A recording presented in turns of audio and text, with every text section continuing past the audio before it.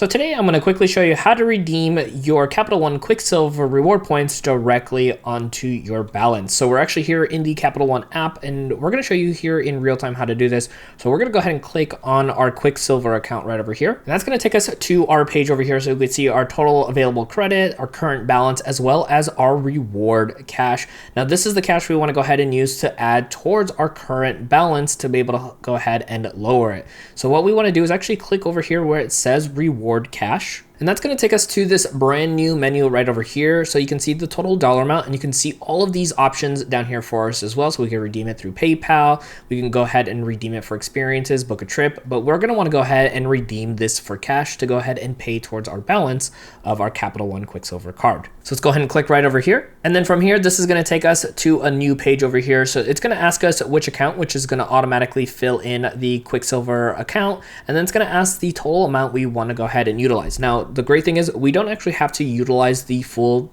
total of the rewards. We can actually use a certain portion of it. So when we click on here, it's going to go ahead and let us know. We of course need to put at least 1 penny in. But for example, here today, we can go ahead and do, let's say $15.